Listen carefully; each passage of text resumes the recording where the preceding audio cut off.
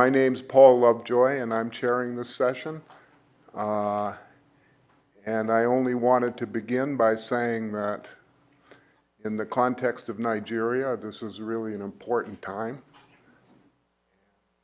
We're all really glad things are going well so far, and we just keep our fingers crossed, and it's a new age. Our first speaker is Chinwe Oriji from the University of Texas at Austin. He's going to talk about shifting identities of the transatlantic scholar, Africanness, and the problematics of intellectual development.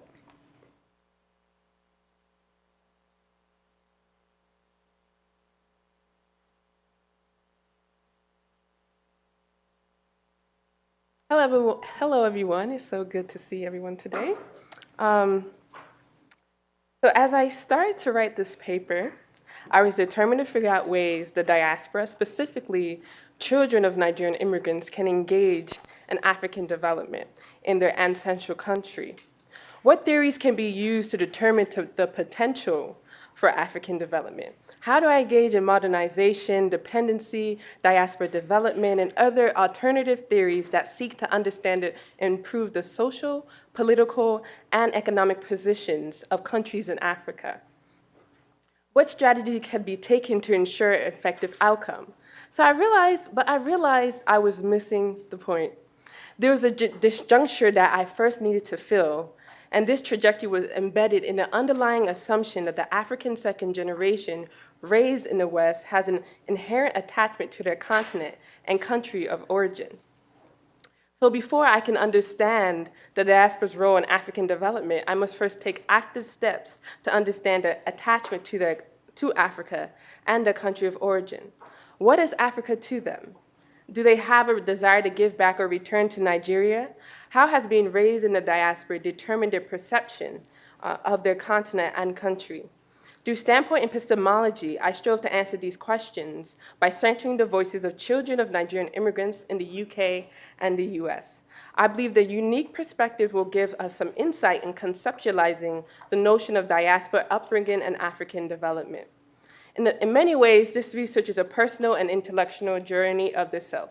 As I shift through different terrains of the diaspora in the US and the UK, take part in African development through the prison sector in South Africa, and create an online platform named Diaspora for children of immigrants, I've seen the impossibilities and possibilities of this conversation. I understand the inadequacies or insecurities one can feel when discussing this topic as a person raised in diaspora. But I also see the pivotal contributions diaspora-raised Nigerians have made to their continent and country, such as medical missions trips to Abia State, Nigeria, started by children raised in diaspora of the Ngwa young professional.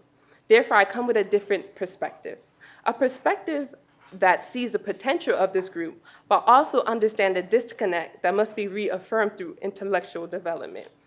I've seen over the years how my initial hesitation of myself as part of the African advancement has turned to a call for collective positioning of resources from the diaspora that will further various African initiatives. But as I continue this journey, I must let this group speak for themselves. I must reveal the understanding of self and bring to focus a fairly ignored group, and this is exactly what I intend to do. It is imperative to understand the definition of diaspora to properly theorize the Nigerian second generation in the West. The term diaspora focuses on the dispersal of people from their place of origin or nation states. It comes from the Greek, which means to sow or to scatter seeds. Understanding diaspora is essential to understanding the 21st century. An individual in diaspora is marked by hybridity, heterogeneity, and is defined by transversal of boundaries demarcated by nation and diaspora. Identities are created, retained, and transformed within these communities, moving away from the essentialist portrayal of belonging. Diasporic subjects experience double or even plural identifications that are constitutive of hybrid form of identity. Hybrid national and transnational identities are positioned with other categories severed from an essentialized nativist identity that is affiliated with constructions of nation or homeland. So this plurality of identity makes up the individual in diaspora and deters from a fixed notion of home. So diaspora communities make up descendants from South Asia, East Europe, Africa, East Asia, Latin America, and the Caribbean. And all these communities wrestle with identity throughout their adulthood. So the diaspora experience is a continuous process of formation, creation, recreation of real and figurative states of belonging through shifting spaces of expression. It involves a state of being, a process of becoming, a kind of voyage that encompasses the possibility of never arriving, of returning, a navigation of multiple belongings. So research on the diaspora experience must understand the lived experience of these communities that's focused on the constructing of identities that includes how these identities play out on a daily basis. My sample consists of Nigerians in the West, ages 18 to 30. This period of life is recognized as a standard range of youth or young adults. I've taken a qualitative approach through 63 surveys and 18 oral history interviews of children of Nigerian immigrants. Researching the identity development of second-generation Nigerians in the West is important since the top two destinations outside of Africa for Nigerian immigrants is the US and the UK. And therefore, researching the identity formation of second generation through student narratives will contribute to identity literature by assessing the intergenerational transmission of racial, ethnic, and national identities. This research will spur a new focus of the Nigerian diaspora and their social development and paint a more nuanced, complex portrait of the African diaspora. In the following sections, I aim to display just a few findings from the narratives of the second generation Nigerians in Britain and the US, with their focus on their relationship to Africa, Nigerians, and ethnic groups within Nigeria. This will help us predict the potential for African development through children raised in diaspora. My research seeks to understand the lived experience of the second generation through their African identities. There is this place, this land of opportunity, this land where my surname wasn't a funny thing and it wasn't a scar. And it wasn't something ugly or mocked, but actually praised. And that place was out there. It wasn't here. And so Nigeria represented hope, the hope of no longer being ashamed of myself. So this is the voice of Jessica and her understanding and her attachment to Nigeria. In many ways, being Nigerian seamlessly flowed out the lives of the participants within their narratives, but the question of one's ethnic self within the context of Nigeria had to be prompted. For many, to be Yoruba, Igbo, Edo was only due to the language their families spoke, name that was given to them, or ethnic organization that they attended that their parents actively imparted in them. There are very few who confidently declared an ethnic group within Nigeria as their primary identity. Segilade stated, due to his friend's lack of knowledge of Nigeria, he's less likely to say he's Yoruba. For the participants, the invalidation of their ethnic origin within Nigeria from the wider society reduced its importance for their own lives. The Edo, Yoruba, or Igbo identity is only spoken when they're around Nigerian people or people who understand that differentiation. But due to their placement as ethnic minorities, the ethnic identity is diminished as the Nigerian national identity increases. And this relates to Reynolds' research on diasporic identities of youth of Caribbean descent who identified their country of origin within Caribbean only in extended conversation or within Caribbean spaces.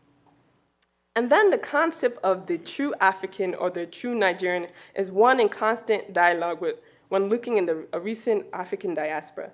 This term is vague, varied, and very problematic, but realistic in the dialogues of the lives of the second generation. A detachment from one's origin brought a sense of inauthenticity. Markers of inauthenticity come from the factors that participants cannot use to qualify their Nigerianness. Being a Nigerian for these participants is a place of instability, validated through qualified experiences stemming from the family, but easily questioned and removed from the root where the identity lies. So to combat the test of identification, I allowed the participants to define what they believed a true Nigerian or a true African was, and if they encompassed their identity based on their own definition. I took this approach because I wanted the participants to express how they perceive themselves based on their own definition of Africanness rather than how others perceive them. By giving a personal definition, the second generation self-evaluated their own position within African identity. The definition of the true African Nigerian can be broken down into two subtypes based on what they told me. In the first definition, the participants gave examples of the societal belief in understanding Africanness. Some examples were illustrative of portraying village upbringing from the bush, non-Westernized, a non-American mindset, children with bloated stomachs, AIDS, and viewing Africa as a country. Many of these descriptive characteristics can be deemed as negative societal views of Africanness. In contrast, in giving self-definition of Africanness, the narrators use one's own role in Nigerian culture to define what it means to perform a true African identity, rather than people's perceptions. Some acknowledge the cultures within Nigeria and Africa are changing, which meant a changing perception of what it means to be an African. In this definition, the narrators agreed that the culture, history, community were the foundation of authenticity, and they used different descriptive words such as loving, appreciating, investing, embracing, and representing one's culture, asking questions, and striving to learn one's history and going and giving back to their community. So first, this study aimed to place the Nigerian second generation in the context of Africa and Nigeria and within the realms of the Black diaspora. Second, Nigerian identity in the West plays a higher influence than the ethnic identities within. This leads the second generation to suppress their ethnic origins while professing a more nationalistic Nigerian identity. Additionally, by revealing their relationship to Nigeria to their study can help predict the role of the second generation will play in the development of Nigerian through remittance, community development, and skill transfer commonly pushed for in other diasporas such as the Filipino and Indian diaspora. Initiatives for African development has spurred from the children of immigrants who've organized around the ethnic, national, and continental identity. Organizations such as NYP has cultivated a mission to build and utilize effective networks to help Ngwa people in the United States, Nigeria, and within the diaspora. So they are committed to serve young adults. And so these initiatives have compelled the second generation to support Nigerians in Nigeria and the diaspora. This desire for African development resides despite the rejection or dissonance some may feel or may receive while professing their identity. In short, these questions of disjuncturing and re-articulating African identities for the second generation can lead researchers to predict the rate in which the creation of African development initiative based on continental, national, ethnic identity collectivities by the constituent, and how does this reflect or differ from their parents' generation? Thank you.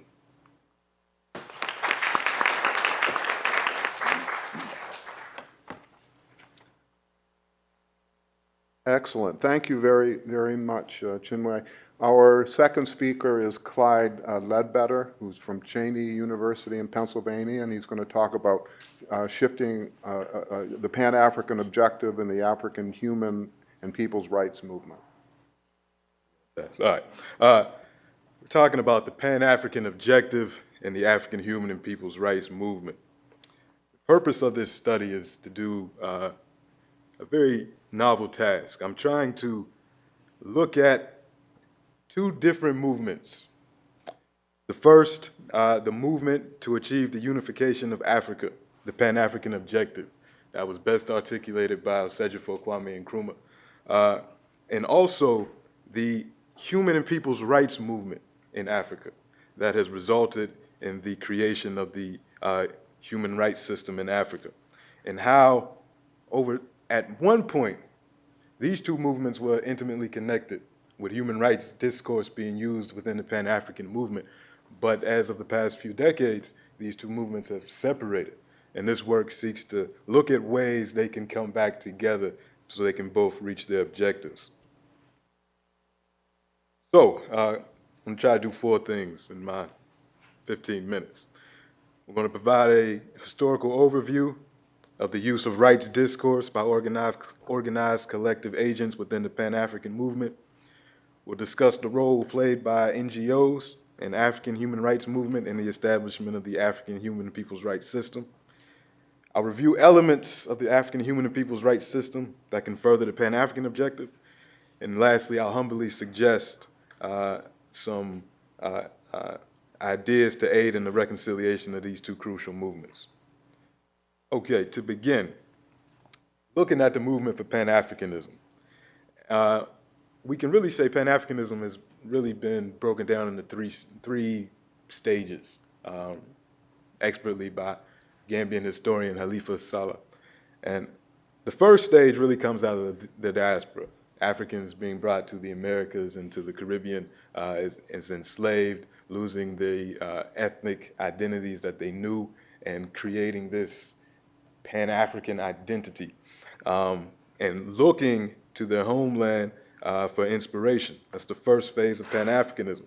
The second phase really occurs during the colonization period of Africa, when Africans are fighting for independence, and we see during this period a number of organizations and a number of institutions that are formed to free Africa from colonialism and to express a desire for human rights in Africa. Just to mention a couple. First, if we look at the resolutions from the Pan-African conferences and congresses, the first one in 1900 and then the last one in 1945, we see a number of resolutions designed to further African human rights. For instance, in the 1900, the first conference, organized by the Trinidadian lawyer Henry Sylvester Williams, and attended by delegates from Antigua, Jamaica, Trinidad, Cuba, Ethiopia, the Gold Coast, which is now Ghana, Liberia, and Sierra Leone. The purpose of the conference, according to the Haitian Benito Sylvan who attended, was to examine the situation facing the African race in every corner of the globe, to solemnly protest the unjust contempt and odious treatment which are still heaped upon the race everywhere, and finally to create a central organization which would in due course coordinate the common efforts and safeguard by means of methodological and continuous action the economic interests as well as the political and social rights of their exploited and oppressed brethren. So we see from the very beginnings there's this human rights discourse within the Pan-African movement, and that would continue into the 20th century with the conferences in the interwar period, the one of 1919, 1923, and 1927. And also during that period, we see a rise of the largest Pan-African organization that we've ever known, Garvey's Universal Negro Improvement Association and African Community Leagues, with its 6 million members. And at their convention in 1924, the UNIA issued the Declaration of Rights of Negro Peoples of the World, which is a very influential document outlining, again, human rights discourse in the Pan-African movement.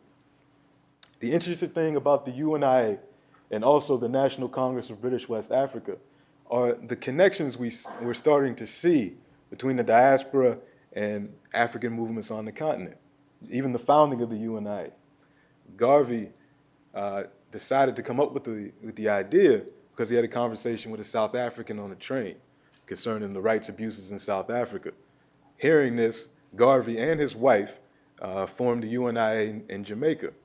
They moved that organization to Harlem, New York, where it influenced a young Kwame Nkrumah, who was studying in America at the time.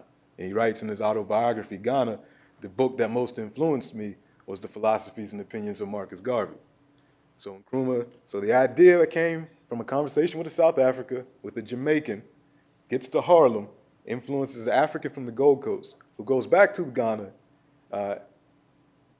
really facilitates Ghana's independence, puts a black star, Garvey's symbol, on the flag, and then invites another African from the diaspora, Malcolm X, to come to Ghana to talk about the human rights situation of African people. So we see these cross-fertilizations and these connections going on. I kind of skipped over it, but importantly, the Declaration to Colonial Peoples from the 1945 conference really sets out the Pan-African objective and connects it with human rights. At this conference, Nkrumah and other revolutionaries decided they were going to free Africa and free it for the masses, and they go back home and they do that. And once Nkrumah's in charge, he organizes two seminal conferences. Conference of Independent African States in 1958 in Accra, and also the other in 1960 in Addis Ababa. And these are the first official post-independent conversations on human rights in Africa. Also at these conferences, Nkrumah lays out the Pan-African objective, which he describes as the total liberation and unification of Africa under an all-African socialist government. And for Nkrumah, he said this is the fulfillment of the aspirations of Africans and African people everywhere. Now, this is where the split starts to take place between the two movements. After this conference and after the establishment of the OAU. In the 1960s, the OAU was established as a compromise organization between those Africans like Nkrumah and Ahmed Sékou Touré and Modibo Keïta, who wanted an immediate unification, political unification of Africa, and those Africans who did not. And as a result of the compromise and the weaknesses of the OAU, we see in the 70s, 80s, and the beginning of the 90s, horrible human rights violations throughout the continent by neocolonial dictators, military leaders, and a number of individuals like these two gentlemen, Mobutu and Uganda's Idi Amin. At the same time, you have the rights violations occurring in the settler colonies of Zambia, South Africa, and also the Portuguese colonies, Mozambique and Angola, and also in Zimbabwe. So during this period, Pan-Africanism kind of gets on the back burner. The Pan-African movement, it's still functioning, but on a very low level. And we start to see the rise of the African human rights movement, largely led by,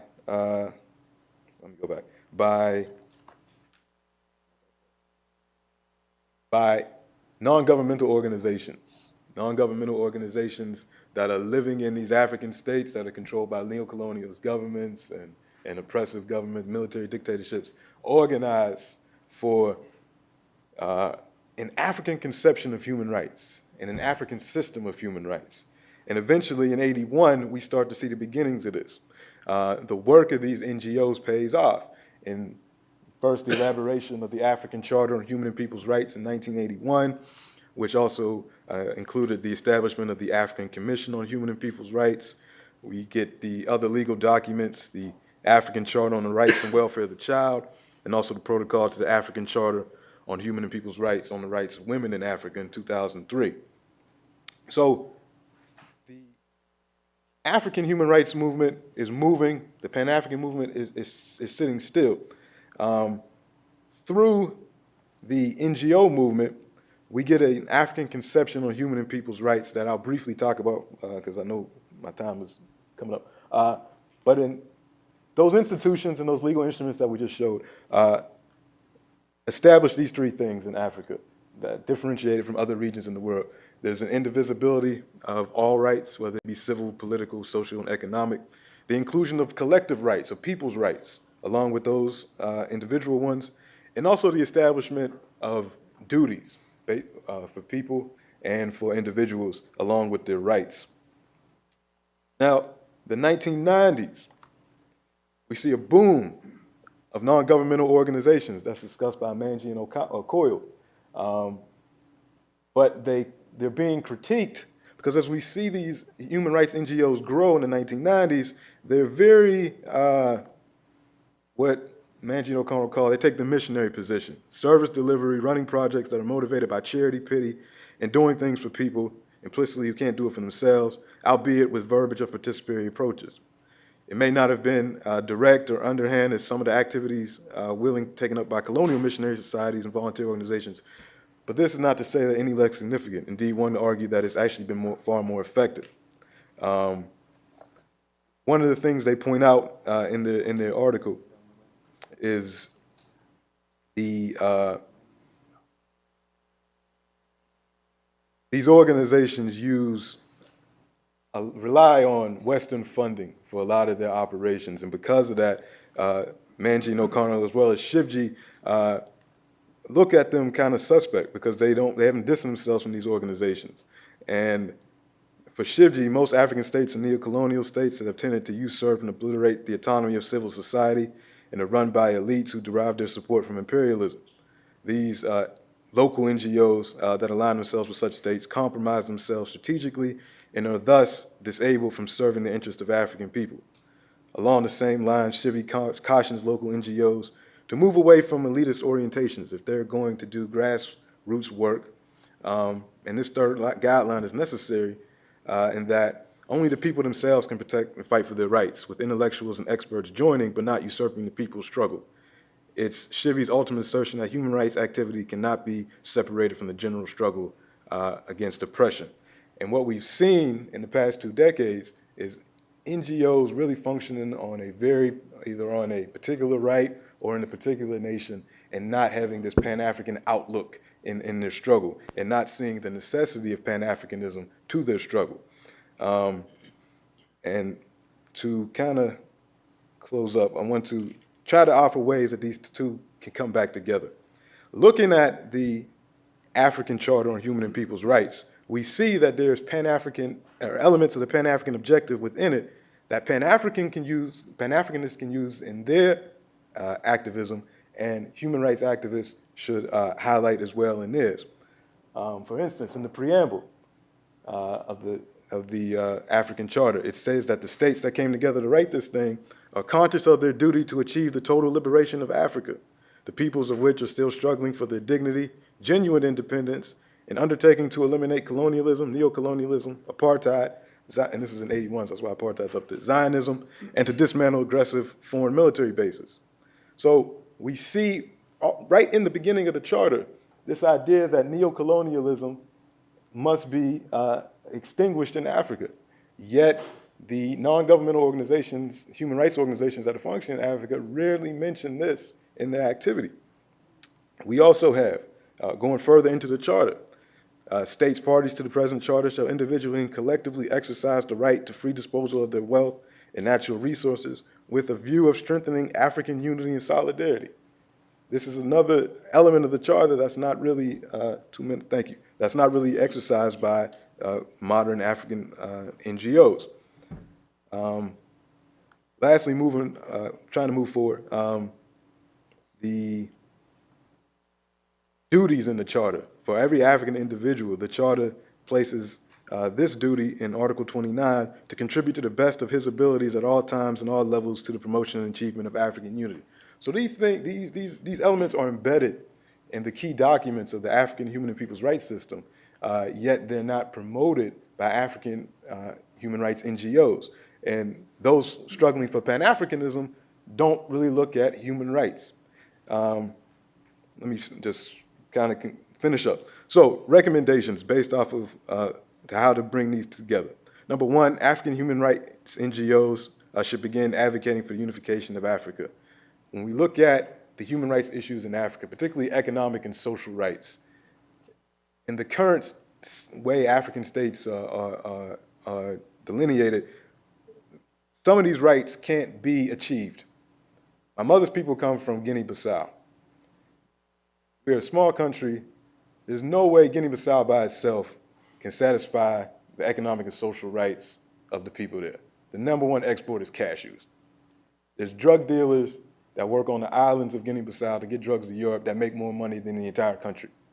In situations like this, in smaller areas, we need, at least, on the very least, regional unification to make sure that these economic and social rights can be maintained.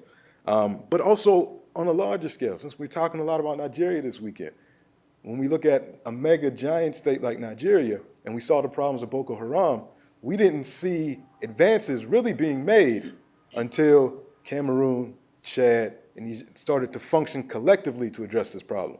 African states can no longer go it alone. And this was told to us by Nkrumah back in '63. So moving on, the second, African human rights NGO should add more anti-neocolonial positions to their promotional advocacy work. And then organizations in Africa and abroad that are fighting for Pan-Africanism should look to the human people's rights system to incorporate human rights discourse into their advocacy. And then lastly, a greater sharing of ideas and resources must begin between Pan-Africanists and African human rights NGOs in order to better elaborate both of their positions. and to get Africa to where it needs to be. Thank you.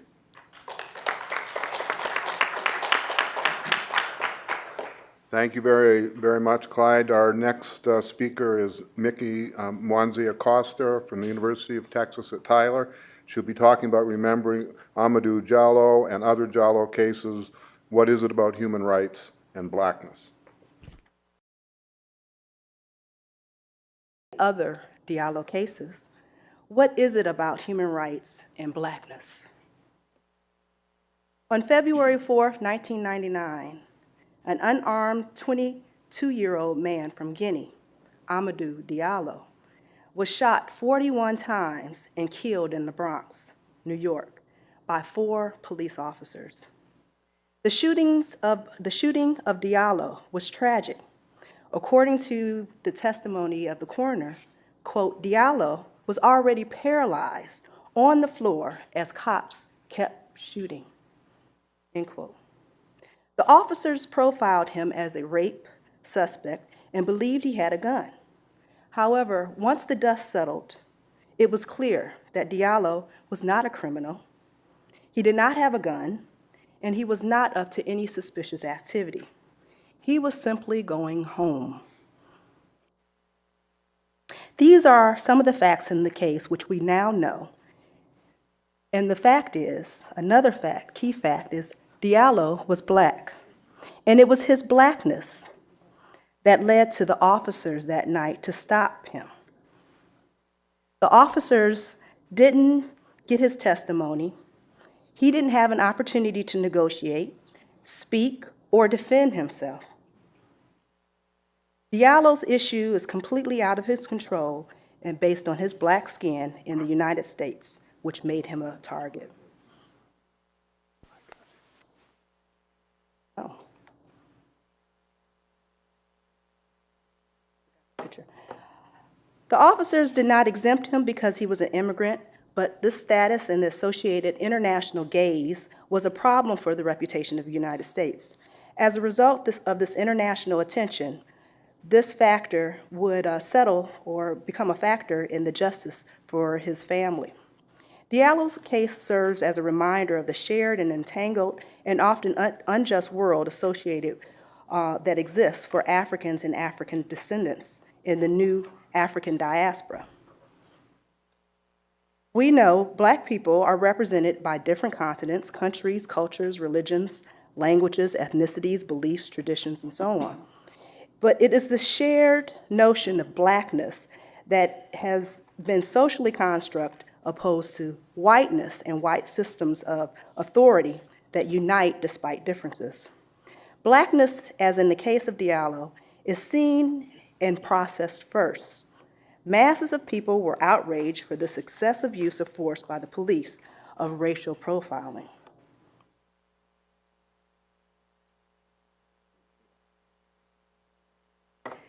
For this conference panel, my study aims to question human rights as it relates to Blackness in the United States, providing a model that can be hopefully used to build on and applied worldwide.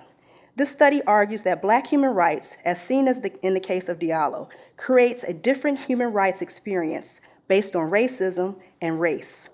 Furthermore, it holds that the progress requires closing the gap between human rights and Black human rights, which means treating the sickness of racism. Like many unarmed cases, the officers were not charged for Diallo's wrongful death, even though he was, again, unarmed and innocent. Yet the case, because of the number of shots fired, unwarranted accounts, continue to serve as a reminder of the broken and unfair system that wrongly profiles and murders based on skin color. See the slides, by the way? These are just a few slides that are talking about the gaze and the international exposure. Diallo's case was followed internationally, which made the case more visible to those back in Africa and Guinea, which would call also the United States asking for justice. As a result, Diallo's family was awarded compensation and eventually permanent resident status as a means to settle and resolve the death of Diallo. We're currently experiencing a new wave of racial tensions and conversations in the United States. This unrest is not particular to just one case of violence, but a collection of perceived injustices over the last few decades. But Black inequality, violence, and injustice is old. However, what is new and what is important for analysis at this moment is that we look at the relationship between human rights, struggle, and technology. Diallo's case occurred before the widespread use of cell phone, video recordings, images, and so on that are now at the fingertips of people. But certainly this footage would have been detrimental, even more so. With technological advancements, social media and cell phones, with video, there are now new levels of surveillance and evidence via video, email, of abuses that can be quickly posted on YouTube for the world to see firsthand, including the number of views. This technology is also offering faster forms of call to action, commentary, mobilization, and protests. Diallo's case, based on the outrage, media attention, and global platform, was settled for $3 million.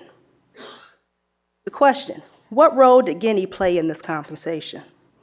Why were the officers acquitted despite this human rights violation?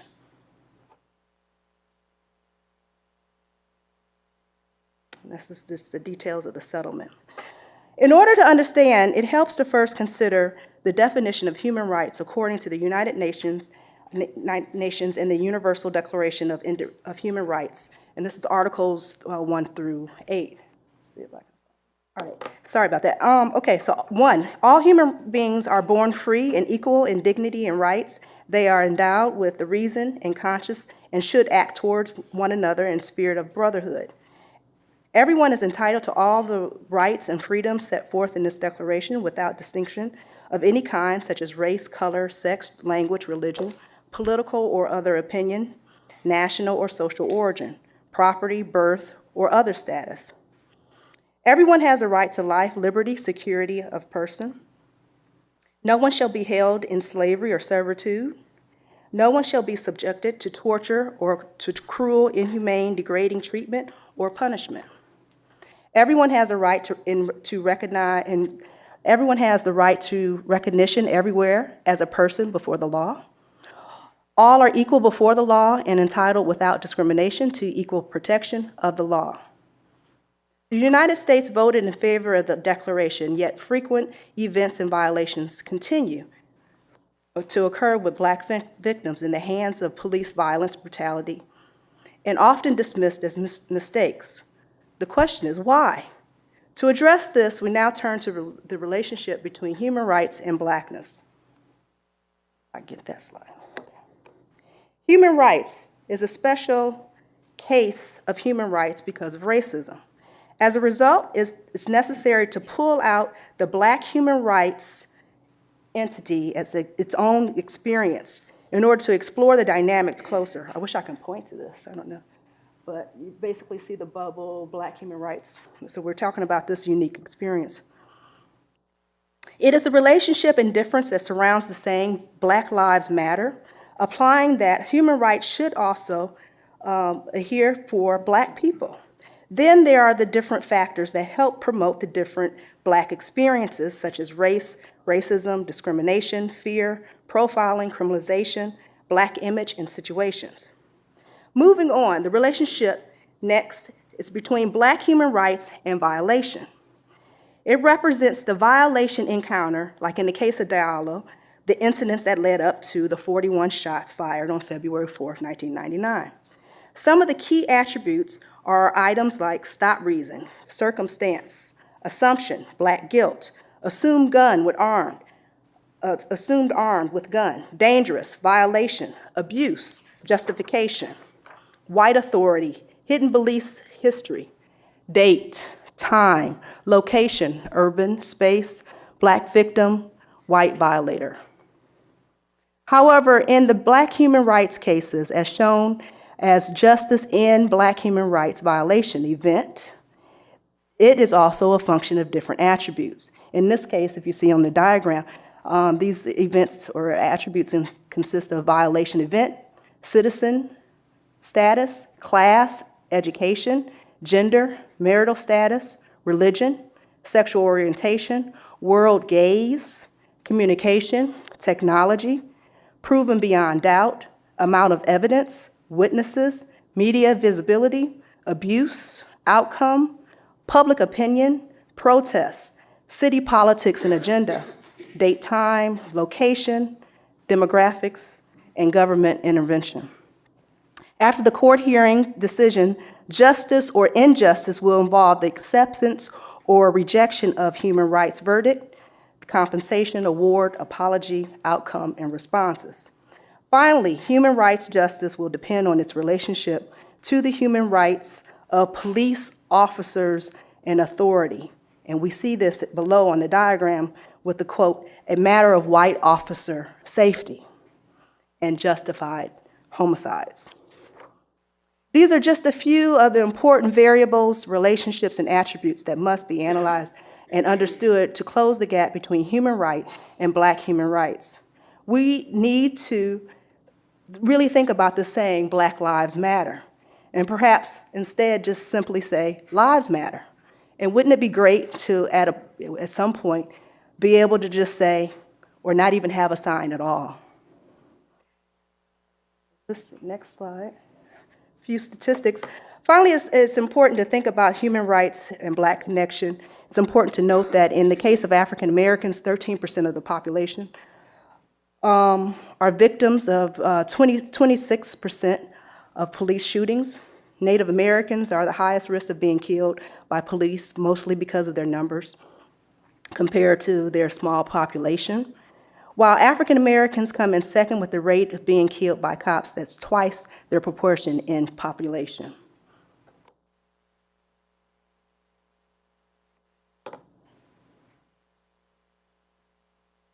Unfortunately, the attack on Blackness is still an issue worldwide. As I consider the work I've done over the years on the following Mau Mau case in Kenya, and the hearings, hearing the detailed testimonies, murder, violence, rape, castration, degradation, and abuse from British authorities, you have to consider the racial implications and the power dynamics associated with white supremacy and the constant attempt to destabilize Blackness.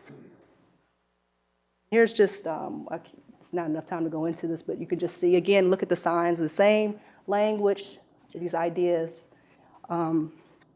It's important to note the comparison that the Mau Mau case also had key factors that blend in with the conceptualized evidence, abuse level, timing, and world visibility. And if you can see that, it's important to see, you can see that, again, evidence, abuse level, sure. Abuse level, timing, and visibility, these were all factors that we also saw in the model presented. It's important to consider and remember all of the collective narratives and cases of human rights violations as they relate to Blackness. We know from the tragedy of Diallo that we cannot dismiss this. In pushing forward, perhaps we can consider quickly, because of time, some of the other cases.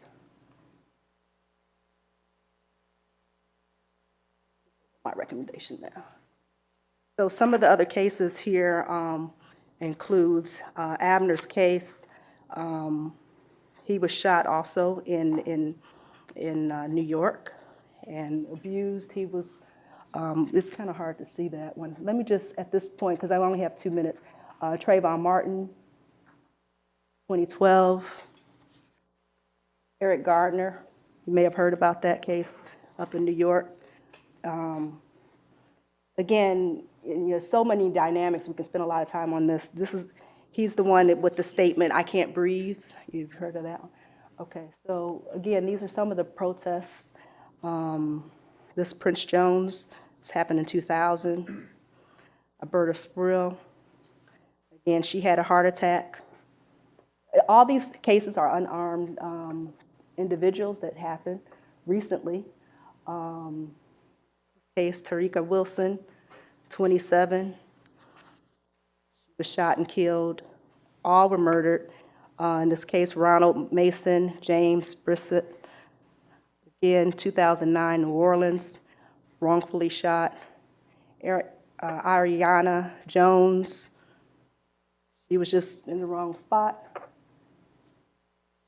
Kenneth Chamberlain, again, mistake. Rekia Boyd, a mistake. Chavez Carter, 21, mistake. Again, there's all these conditions and situations that I think that we have to process and think about. This one I'm always reminded from with my mom in Cleveland. Melissa Williams and Timothy Russell, shot 137 times. Kimani Gray, 16.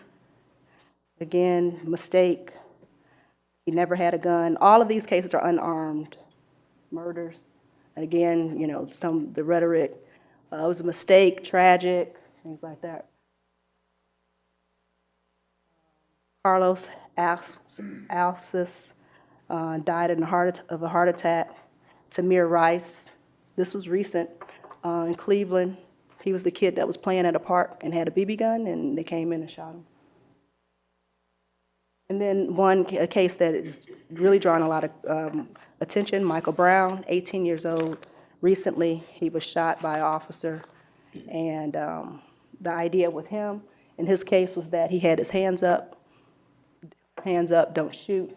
And so as a result, we see a lot of protests associated with this. But it wasn't really just this one case. That's one thing that I think is important to always consider. It was the building and foundation of years of this type of treatment, and again, looking at the role of technology and some of these other things that took place. And so if there's more time at the questions, I can go over some specific recommendations that I think will help us pull all this stuff together. Thank you. How do I get out of this?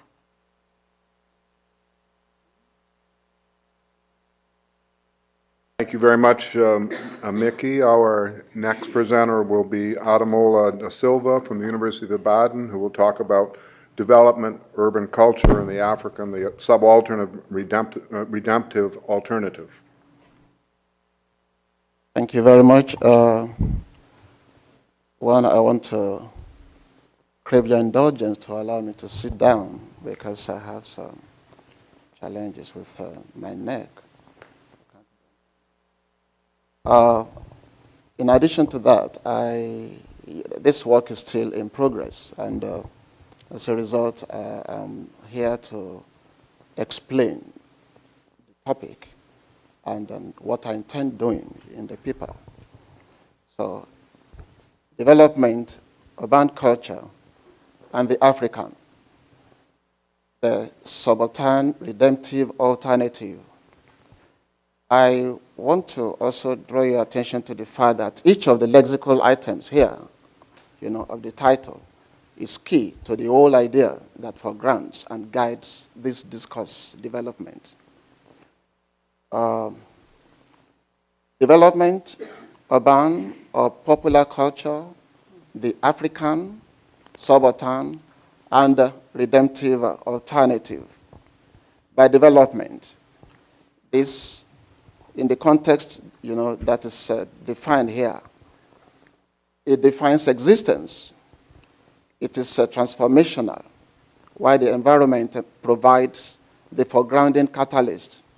In other words, the environment is factorial of psychosocial irritability. Therefore, I like to argue that development is a sociological phenomenon that is holistic, combining both the extrinsic and intrinsic qualitative growth of both human and infrastructure. Urban, popular, or city culture has to do with the behavioral patterns of very many different people in a given limited cosmopolitan setting. Their dresses and fashion, cuisine, recreation, literature, arts, sporting activities, news media, information, social networking, violence, and crimes, among others. On another plane, urbanity represents the post-colony and its principle. So I try to explore and at the same time suggest in the paper the possibility of exploring the extent to which people can exploit, or better still, tap into the apparent resources of urban culture to bring down an oppressive or decadent government in a rather creative way for the purpose of engendering the desired micro and macrocosmic development, as I've explained earlier. The Spring Revolution is a typical case in practical terms, although its peculiar spontaneity lacked necessary basic organization and structure. The African, of course, has to do with, in this context, is intended here to simply mean the African, both at home and in the diaspora. Subalternism is a post-colonial concept as well as a body of discourses, especially in critical theory, that is suggestive of the possibility of the other. And the concept of Orientalism, as popularized by Edward Said, among others. Simply put, for the purpose of this paper, subaltern is identified as a social group that consciously rejects the hegemonic hold of the decadent ruling class, colony, and their principal, and chooses to exist outside its psychosocial, political, and geographical power structure. There are African writers whose works are ideologically informed by what Abdoulaye calls neo-realism, or by other critics as socialist realism. Ngugi wa Thiong'o, Sembene Ousmane, El Sadawi, Aikweyama, Femi Oshofison, among others, they belong to this category of African writers. The shared realism, which characterizes and motivates their writings, is their creative sensibility and level of consciousness that afford them to capture vividly the reality of the African society as it is, and at the same time, the ability to transcend that reality by creatively suggesting a new reality that ought to be in place. Although these writings are considered old Marxist stuff, and as such, new African writings have dropped a step lower in degree in their level of consciousness to a mere anthropological and critical realism. I dare say new African writers should get back on their feet and focus more on writings that are capable of advancing the collective cause of Africans through the awakening of consciousness and critical sensibilities for emancipation.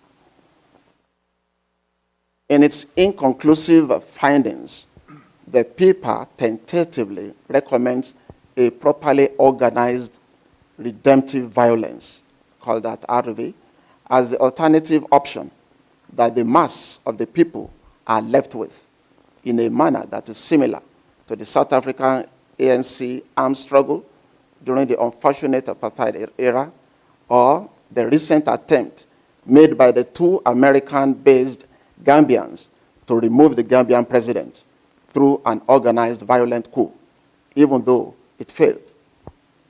The paper interrogates by way of silhouetting the apparent contradictions in the urban culture against the dilemma that foregrounds the spontaneity of redemptive violence that characterizes the response of the African and his diaspora counterpart to a culture that supposedly infringes on its fundamental human rights. Let me illustrate by way of concluding here that this is largely a work in progress. This is so because some of the data I intend to use are barely unfolding. One was the very recent unfortunate event here in the US involving the two New York City police officers, Eric Garner and Michael Brown, who were murdered in cold blood while on duty by a seemingly psychotic 28-year-old Ismail Brinsley. The second recent event was the attempted coup that took place in Gambia. The coup, as reported in the news, was allegedly masterminded and funded by two civilian, middle-aged American-based Gambians. The case has since become a litigation tussle. The litigation notwithstanding, I intend to simply draw attention to the basic contradictions in the American government criminal code, especially her international relations and related policies on issues like a coup attempt on any of her friendly nations. The irony is that the Gambian president seized power some 20 years ago through a similar coup. He has not tolerated any democratic process ever since in Ghana, while in office. Violently, he has killed anyone who dared to oppose him. He has even vowed to rule Gambia forever. He's undemocratic in conduct and courage, yet the U.S. considers his government a friendly government. I insist in the paper that the principle that informed the attempted forceful removal of the Gambian president is commendable, considering the pedigree of the incumbent president. As the popular saying of the Gambian, saying goes, those who make peaceful change impossible also make violent change inevitable. That is the end of that paper. But like I said, it's a work in progress, and to date, that's the immediate solution that I've been able to dig up. That's recommending redemptive violence as a possible solution to a perpetual misgovernance, particularly in Africa. Thank you very much for listening. Thank you very much, Prof. Our final speaker is Abdoulaye Gueye from the Université d'Ottawa, fellow Canadian. We will be there for you, African academics in North America, for the development of research in Africa. Abdoulaye.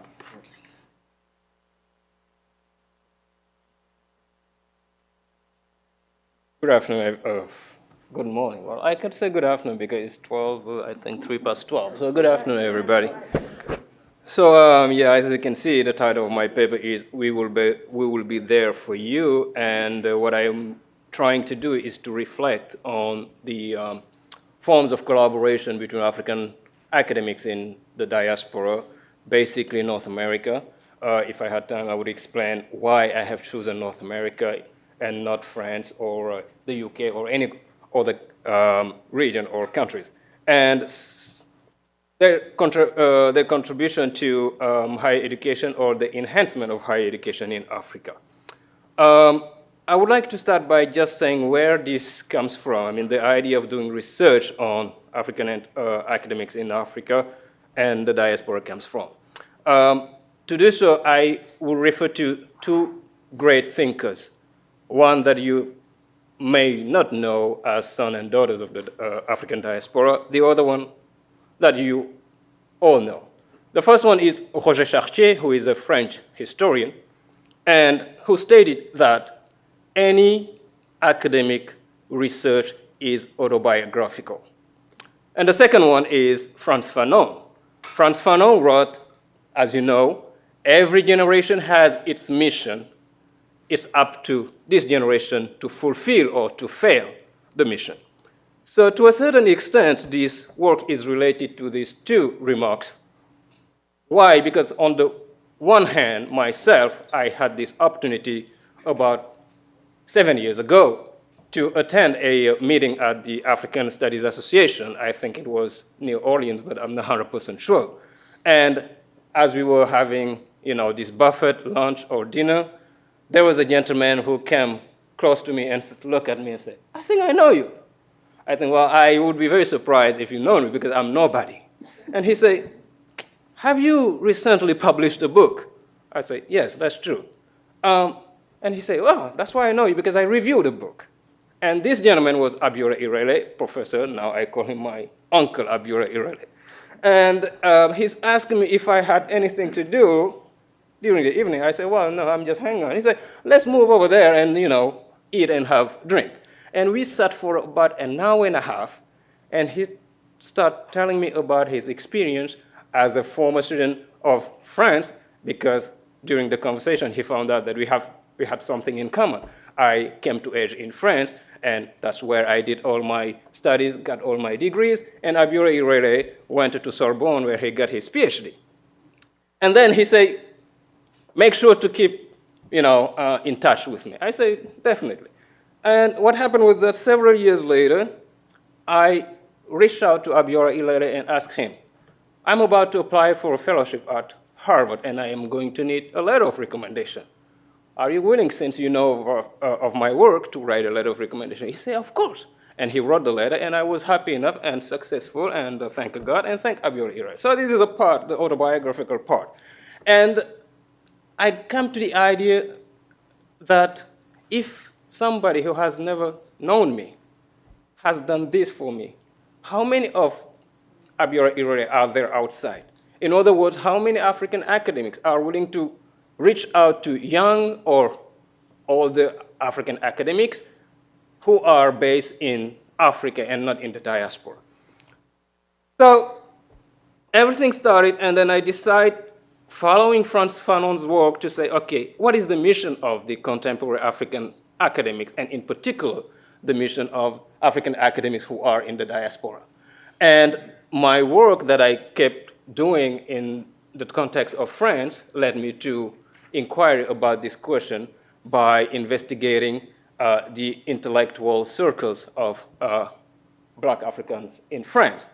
And what came out of this research was quite interesting, because they let me know that while, we are expatriate, we disagree with the idea of some of our former peers, such as those who were the members of the FEANF, Fédération des étudiants d'Afrique noire en France, who say that, in order to be useful to Africa, you have to be on the continent. From here, we try to make a difference, because from here we try to contribute and to support our colleagues who are in the African continent.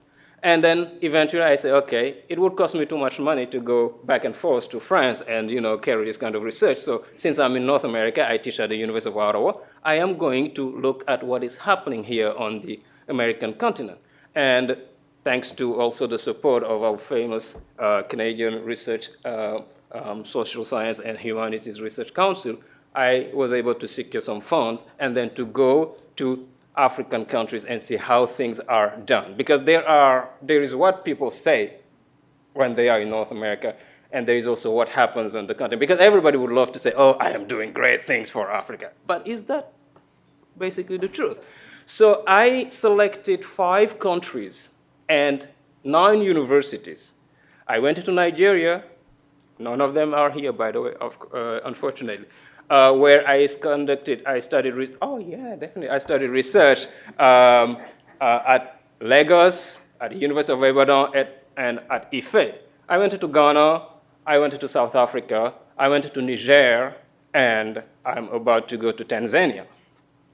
Altogether, so far, I have interviewed 443 colleagues on the African continent.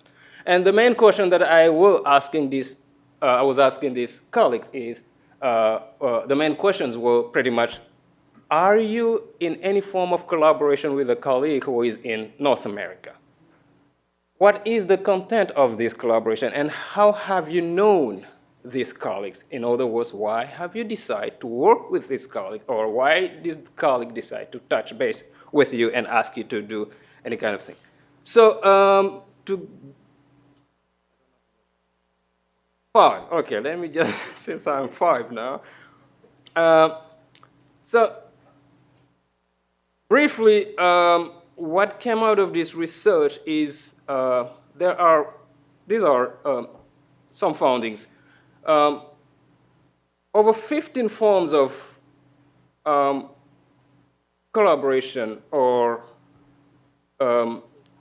what I call also academic linkage have been identified. But I decided to regroup them in 3 main typologies. The very first one is what I call symmetric partnership.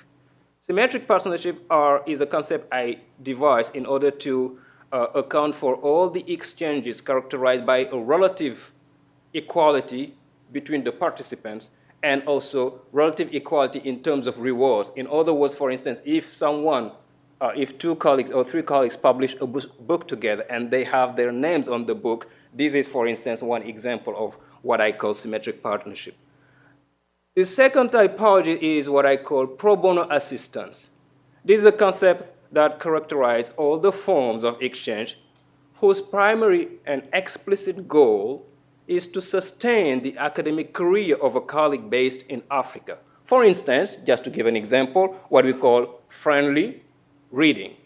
A colleague in Africa who is either at an advanced stage of his career or beginning of his career writes an article and wanted to publish it somewhere in the North, doesn't know, what are necessarily the criteria in terms of assessment of a paper in the North, and then turn to you and say, would you mind reading this paper and tell me if I have any chance to have it published if I decide to submit it to such or such journal. And the third one I call conditional philanthropy. This is a term that I coined. I was inspired by philosopher Zizek, who coined the terms of liberal communist. As you know, it is an oxymoron. You cannot be a liberal on the one hand and a communist on the other hand.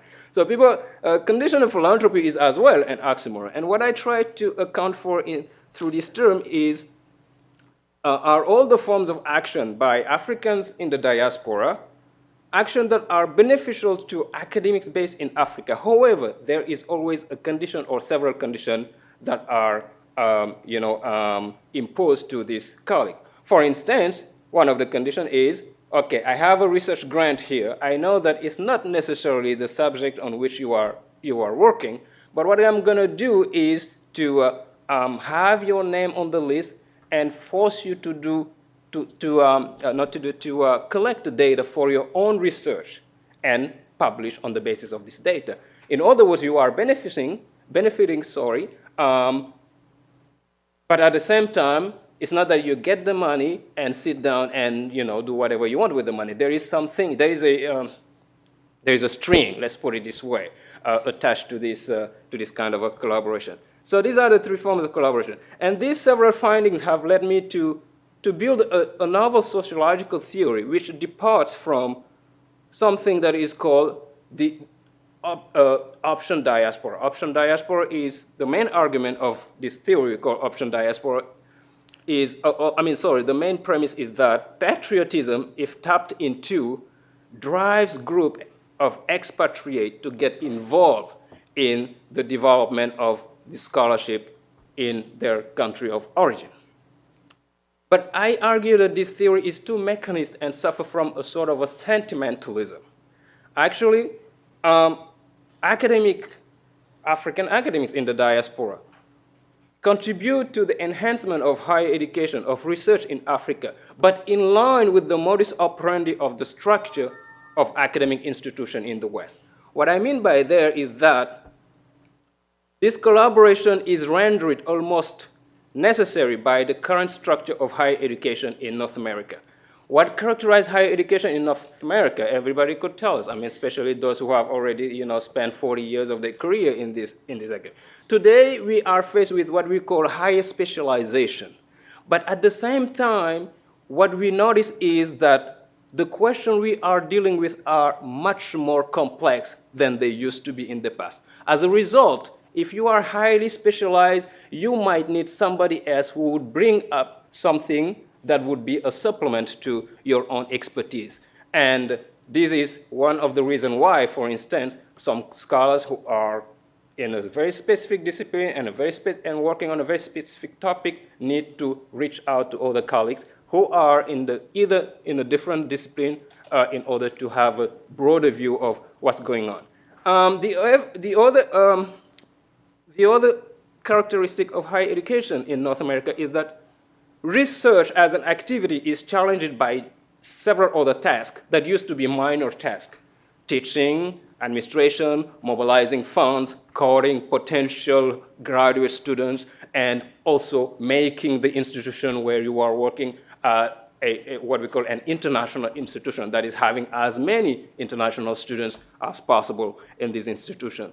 And of course, in such a context, the necessity to reach out also becomes evidently a reality. So African academics in the North, because they wanted to make a difference as scholars in the North, know that there are other actors in Africa with whom they could collaborate and whose resources they might need. For instance, you have to teach pretty much 7 months a year, and you have to supervise graduate students and undergraduate students, and you have to mobilize funds in order to fund the research of your own students, et cetera, et cetera.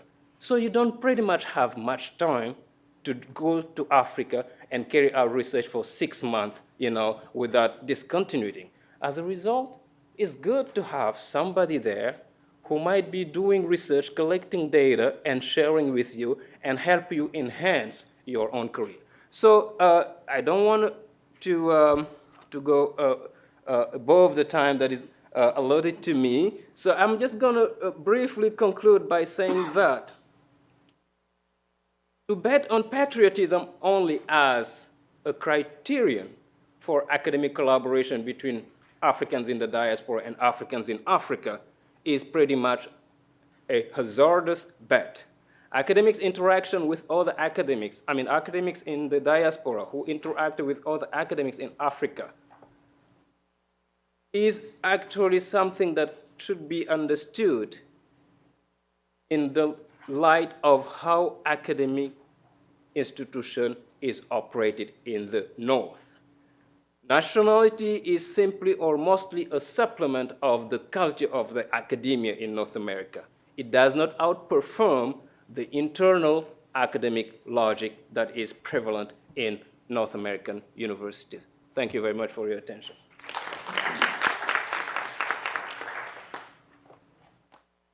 Thank you very much, and thank you all our panelists. We actually have a little bit of time.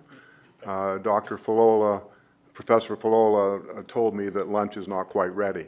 So we have a little time. I would like, therefore, to make a couple of observations and then open this up to questions, discussion.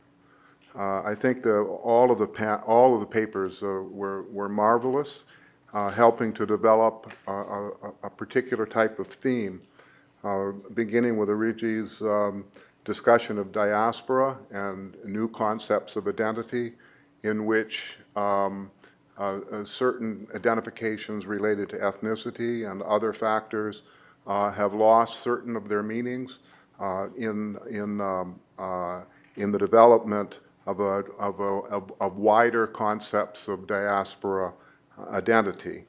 And I would only comment in terms of that I believe that actually in the pre-colonial period in Africa, we find a similar types of phenomenon in many places. The area that I know best, which is now basically northern Nigeria, Niger, and neighboring areas, in Hausa was nothing more than really a language, and people's identities were far more complex in terms of how they identified, in terms of where their parents came from, what places they came from, as well as religious factors. And so that these same kinds of things are actually reappearing in the post-colonial period in diaspora.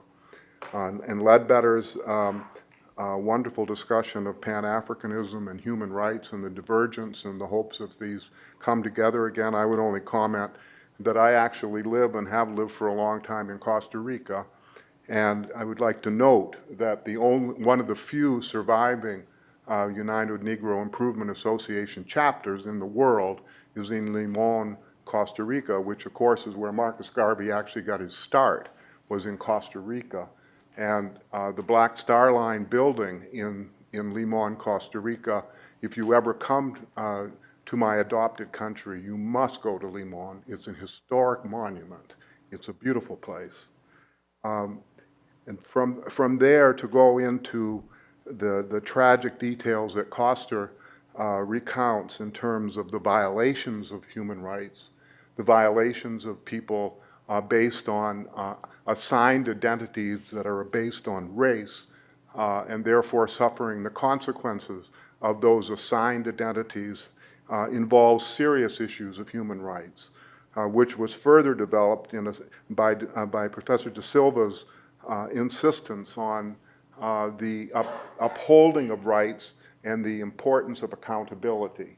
And this importance of accountability is something that, of course, leads finally in my reading to Dr. Gueye's excellent talk about his emphasis on responsibility, on the importance of collaboration, on the importance of working together transcontinentally to make sure that there are ways in which we can really instill the importance of human rights and to challenge the violations of those rights globally. With those comments, I would really now welcome your questions, your comments from the floor.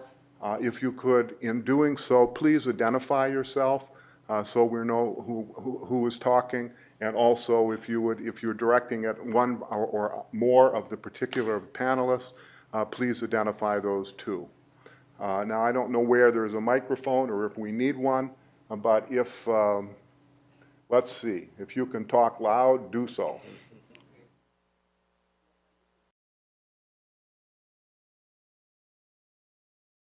Between offshore publication and onshore publication, both in South Africa and in Nigeria. And what does it mean? It means clearly that the papers that you are publishing in local journals today in these countries have less value than the papers that you are publishing outside of the continent.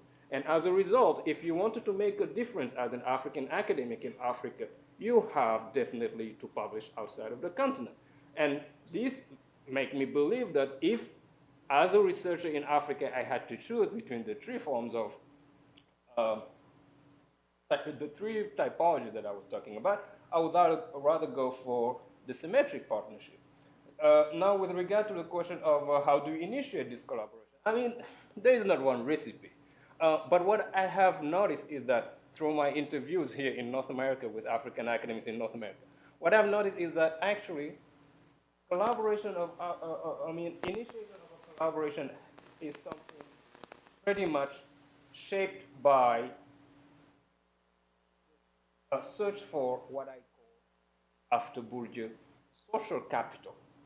In other words, you not only have the position that you have in your university, but you also want to convert the position you have in your university into another form of capital that could be, for instance, being recognized by all your colleagues in North America as the one who are making a difference in Africa, for instance. And what I have observed is that it is among colleagues who are at mid or end of a career that we find most of the time those who create kind of partnership. So it's not, that's why I was saying that at the very beginning that patriotism is really a minor criterion. You have to look at the structuration of the academic institution in order to understand what is driving academics to the African continent in terms of study abroad program. I have to admit that myself, my very first contact and action with African colleagues has been through study abroad program. As we all know, we were talking about diaspora. I mean, I'm of Senegalese descent, but I spent more time outside of the continent than in the continent. And at some point, I really wanted to know more about the rest of it. And when I was hired by the University of Ottawa about 5-6 years later, the University of Ottawa opened a program in international development and globalization. And I went to the dean and tell him that, in my view, you cannot train a student in international development and globalization without this student being exposed to a reality of a developing country. And as a result, I offered him to teach a abroad program, to create a study abroad program. And when he asked me where, well, the first thing that came to my mind was Senegal, because it is the country that I knew. But it took me a couple of years because the colleagues over there did not really know what would be their input. For them, just teaching a class 3 hours a week or 3 hours every 2 weeks was not enough. So the very first experience was not very conclusive, and eventually what I had to do was to discuss not only with the colleagues, but also with some students on the campus.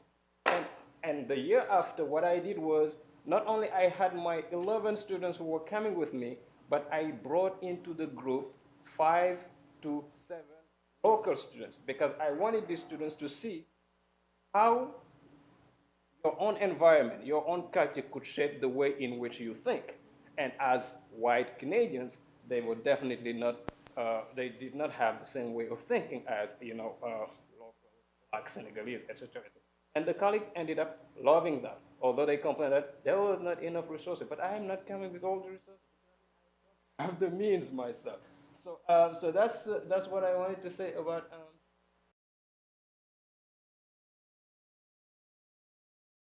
Thank you very much for the two questions. The first one coming from Professor Table, that has to do with development. What development? Of course, this has various dimensions to it, but as intended in this paper, it's holistic, both human development in terms of intellect, the intellect, as well as physical, and then the infrastructure too, generally.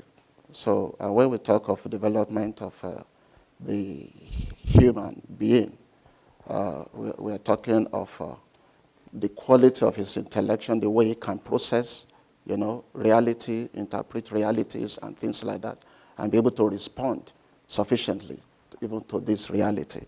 And of course, that's what I mean there by being holistic in a sense. So it's both mental as well as infrastructure, and which largely has eluded most African states. And the ruling class hardly cares about this. So that's that. Then concerning redemptive violence, well, we have violence, and we are qualifying this by saying redemptive. So when the kind of violence that you carry out is essentially meant to service you as a person, like maybe armed robbery, that has nothing directly to do with, general society, that, of course, we would term as very criminal. But redemptive violence has to do with some kind of violence that is aimed at collective emancipation. For instance, I cited the example of ANC during the armed struggle in South Africa. Of course, they will break into banks. And of course, with the money, they buy arms, and they make the place ungovernable, particularly for the apartheid government. And in the end, they won the battle, and in 1994 or thereabout, the democratic process was accomplished. So now the question is, how do we achieve this? Well, I want to think of two dimensions. The social network is very effective now, and then this can also be used. But first of all, we need to do some kind of rethinking, psychic retrieval, the need to change our attitude. There's a complete dislocation of cultural values and values as Africans. As a result, we need to, to design or formulate some kind of ideology that will bring this awareness about. And of course, there must be people to drive it also. So, and that is where the African writers come in. In the 70s and early 80s, the African writers were in that direction, in terms of focus when we look at the works of people like Ngugi wa Thiong'o and all that. But you see, the West has a way of beheading that kind of positive focus by discouraging it, because it poses a threat to their hegemonic hold on the globe or on the world. So, and what they do next is to suck them in. If we talk of Ngugi wa Thiong'o, he's here in the US. If we talk of some of those people that really focus their writing in that direction, most of them already here, Ai Koyama and all that. And the moment they are here, they dare not be as firebrand as they used to be. Otherwise, something might happen. So you find them either, watering down that kind of ideological temperament. So what we are now, what the West has tried to introduce was to bring up some fantastic award and all that, and they promote writings that are more interested in anthropological and that kind of archaeological dimension to stories, folk tales that really would not get the society anywhere.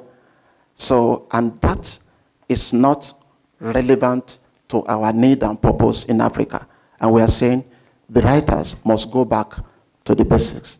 And, they must promote the relevant ideology.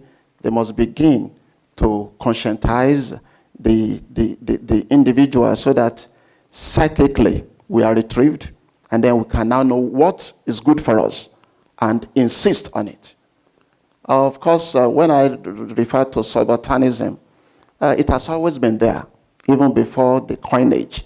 You talk of civil disobedience and all that, where people take their destiny in their own hands and assert their relevance and importance in the society. So, well, like I said earlier on, this is a rather work in progress, but I think we are getting somewhere with it. Thank you very much.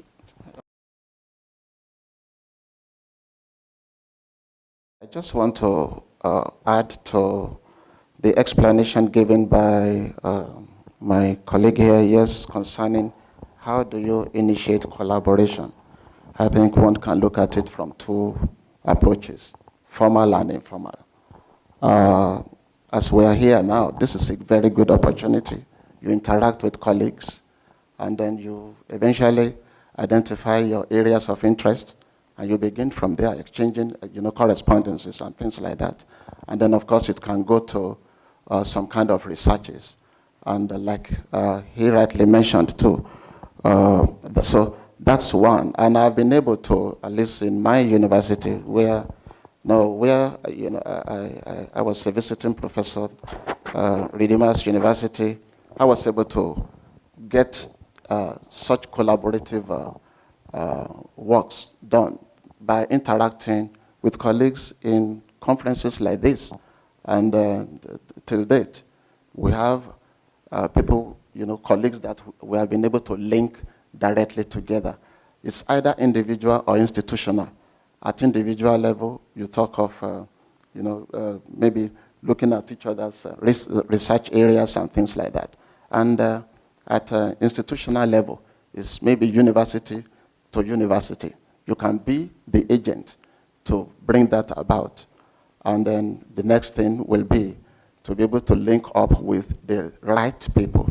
It may not begin at the global level of that university, but even at departmental level. And you may begin to think of developing a curriculum together, and where your students can have something common, and therefore transfer of credit will be very easy if things like that. And it can now go into full-fledged university level, where there could be MOU and all that signed. And these institutions will now follow this.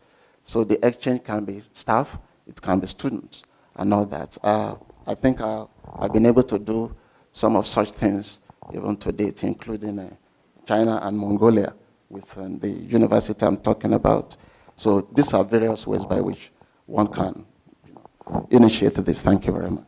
And our last words by Mickie, and then I'm sure we can break for lunch because I'm sure Professor Falola has finished cooking. Testing. Okay, great. Thank you for your important question about the role of women in these killings. Basically, how did women find themselves tangled in the cases profiled today were instances where women happened to be just there at the wrong time. They were passengers in the car, in the case of again, they happened to be in that certain space where they just found themselves in the middle of that violation event, if you want to say it. Typically, the police profile, there's profiles that they're looking at. One, black, so race black. Next, male, typically. Young and poor, these are some of the factors. But these are just different variables. The gender, age, class are secondary variables. The first, which was the heart of the discussion, is race. And that's the one factor that sets off almost a trigger in terms of how it's treated as a mistake or accident, things like that. So I think that, when we look at these things, we can factor in, again, how it's a combination of different variables working together, and gender is, again, a secondary one. I want to thank all the panelists and the audience, and lunch is somewhere.